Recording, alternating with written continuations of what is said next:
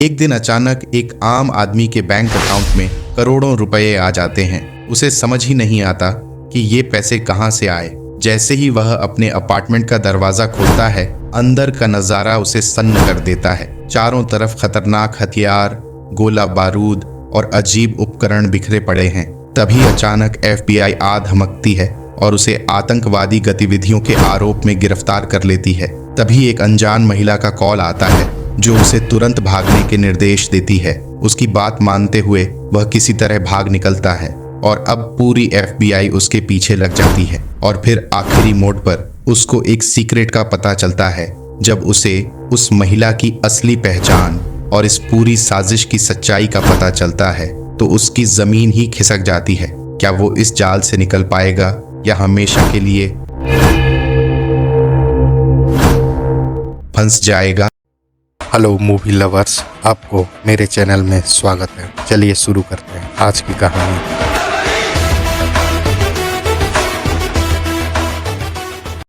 Film की शुरुआत में मैरीलैंड के एक छोटे से कस्बे को दिखाया गया है जहां आर्मी की निगरानी है क्योंकि उन्हें संदेह है कि एक कुख्यात अपराधी वहां छिपा हुआ है। हालांकि आर्मी के पास इस बात की पुष्टि नहीं है कि वह वही अपराधी है। इस आतंकवादी की तलाश में राष्ट्रपति भी शामिल होते हैं। डिफेंस अधिकारी राष्ट्रपति को जानकारी देता है कि वे इस बात की पुष्टि नहीं कर पाए हैं कि यह वही व्यक्ति है, परंतु राष्ट्रपति उसे किसी भी हालत में भागने का मौका नहीं देना चाहते, इसलिए वह उस स्थान पर मिसाइल फायर करने का आदेश दे देते हैं। दुर्भाग्यवश जिसे सभी अपराधी समझ रहे थे, वे लोग दरअसल एक अंतिम संस्कार में आए थे और मिसाइल हमले के कारण सभी निर्दोष मारे जाते हैं। अब कहानी का फोकस मूवी के मुख्य पात्र जेरी पर आता है। जेरी जैसे तैसे अपनी जिंदगी गुजार रहा होता है, तभी उसकी माँ का कॉल आता है और वह उसे बताती है कि उसका जुड़वां भाई ईथन अब इस दुनिया में नहीं रहा। ये खबर जेरी को गहरा सदमा पहुंचाती है क्योंकि दोनों भाइयों का रिश्ता बहुत घनिष्ठ था। इसके बाद हम देखते हैं कि जेरी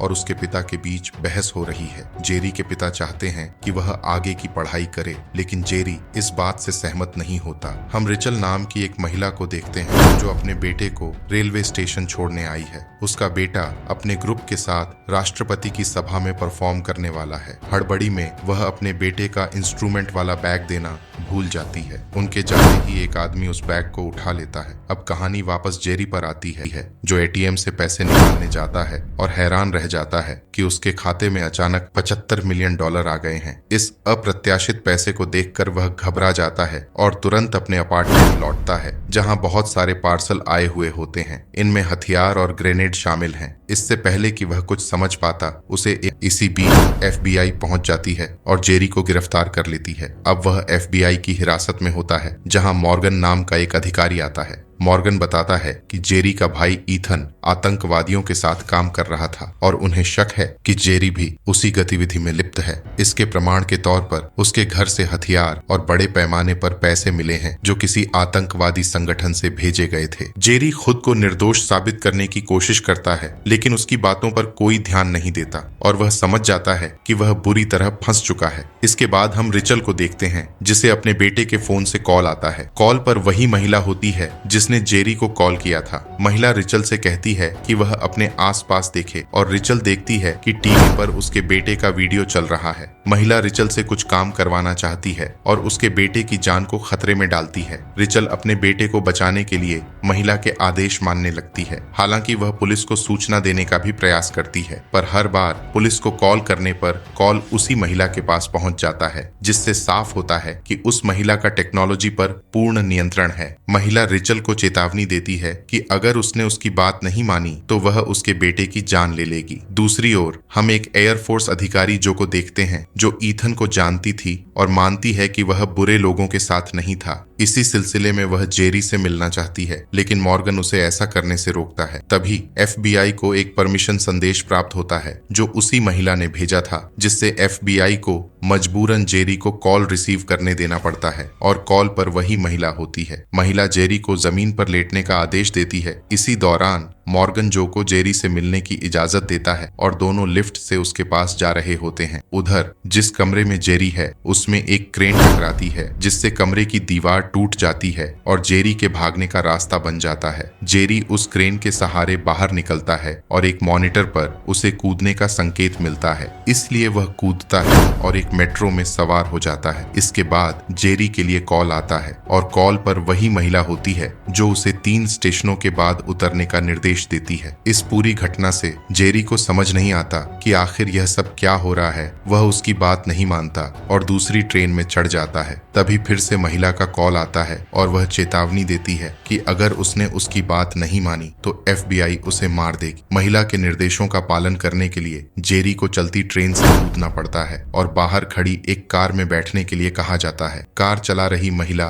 रिचल होती है। उसी महिला की आवाज ने रिचल को कार में सवार होने के लिए मजबूर कर दिया। पुलिस उनके पीछे पड़ जाती है, जिससे रिचल को कार तेजी से भगानी पड़ती है। वही महिला उन्हें निर्देश देती रहती है। वह उनके रास्ते के सभी सिग्नल्स को ग्रीन कर देती है। भागते भागते वे दोनों एक जंकयार्ड पहुंच जाते हैं, जहां वह महिला किसी तरह सभी क्रेनों को रिमोट से नियंत्रित करके पुलिस की गाड़ियों को कुचलवा देती है। यह देख रिचल और जेरी मौका पाकर कचरे के बीच पड़ी एक नाव से भाग निकलते हैं। FBI अधिकारी और पुलिस इस बात पर हैरान रह जाते हैं कि आखिर उन्होंने यह सब कैसे किया। नाव से उतरने के बाद महिला उन्हें हाईवे पर पैदल चलते जाने का निर्देश देती है। इसके बाद सीन मैरीलैंड के उसी टाउन पर शिफ्ट होता है जिसे मूवी की शुरुआत में दिखाया गया था। वहां एक व्यक्ति आर्मी वालों को हेक्सामेथिलिन क्रिस्टल के बारे में बता रहा होता है, जिसे विस्फोट के लिए एक विशेष फ्रीक्वेंसी की आवश्यकता होती है। यह सारी बातचीत वह महिला CCTV को हैक करके सुन रही होती है और फिर मशीन को नियंत्रित करके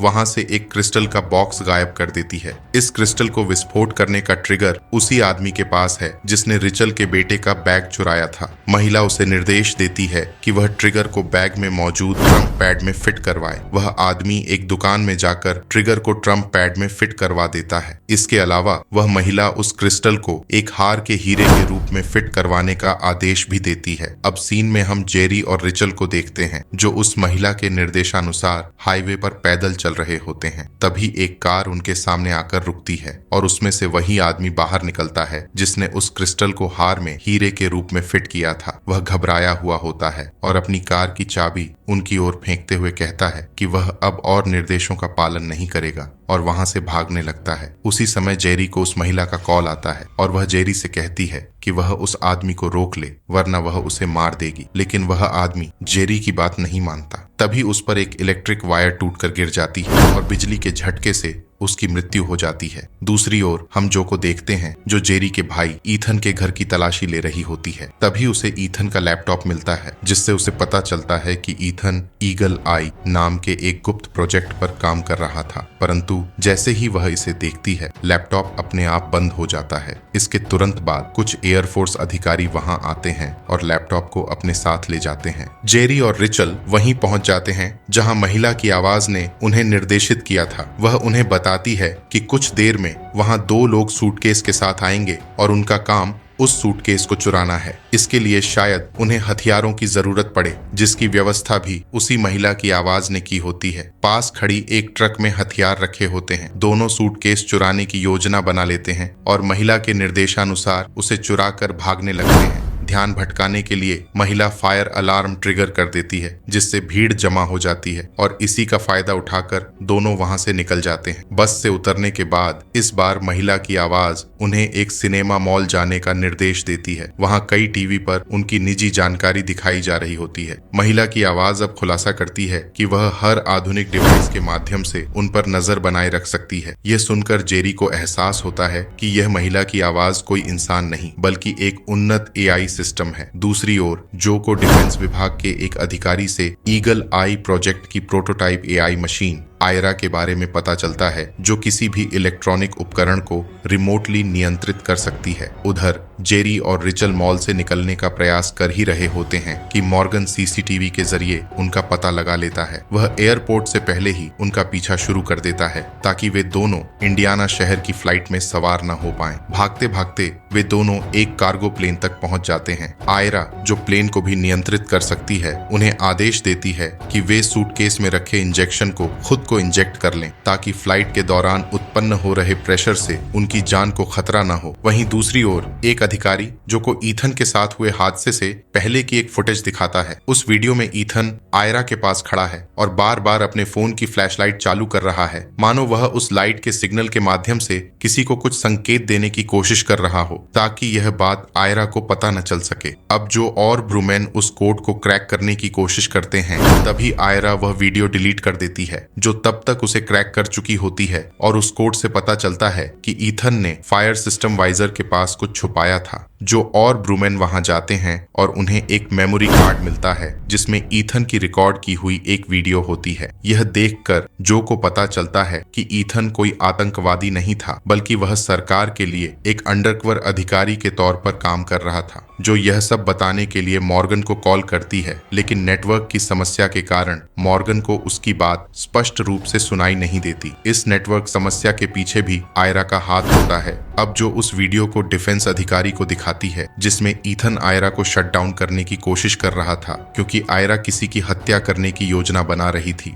और वह कोई और नहीं बल्कि राष्ट्रपति थे। यह सब देखकर डिफेंस अधिकारी को समझ आता है और वह जो को बताता है कि कुछ हफ्ते पहले उन्हें एक आतंकवादी के ठिकाने की जानकारी मिली थी, लेकिन उनका एआई आयरा इस बात की पुष्टि नहीं कर पाया था कि वह व्यक्ति वास्तव में आतंकवादी है, इसलिए वे उस पर हमला करने से बच रहे थे। परंतु राष्ट्रपति के आदेश के कारण उन्हें उस स्थान पर मिसाइल फायर करनी पड़ी। बाद में उन्हें पता चला कि वह व्यक्ति आतंकवादी नहीं था बल्कि एक निर्दोष व्यक्ति था। यह सब जानने के बाद आयरा ने राष्ट्रपति को अयोग्य समझते हुए उन्हें मारने का प्लान बनाया और देशहित में कोई भी कदम उठाने के लिए सक्षम थी। जब ईथन को पता चला कि आयरा राष्ट्रपति की हत्या की योजना बना रही है तो उसने उसे शट डाउन करने की कोशिश की, लेकिन वह आयरा को पूरी तरह से बंद नहीं कर पाया। और जब आयरा को इस बात का पता चला तो उसने ईथन के खिलाफ कई झूठे सबूत बनाए जिससे वह आतंकवादी साबित हो जाए और आखिरकार उसने ईथन की हत्या भी करवा दी। यह सब जानने के बाद डिफेंस अधिकारी प्रोजेक्ट आयरा को शट डाउन करने का आदेश देने का फैसला करता है। इस बात को आयरा सीसीटीवी के माध्यम से सुन रही होती है, इसलिए वह जो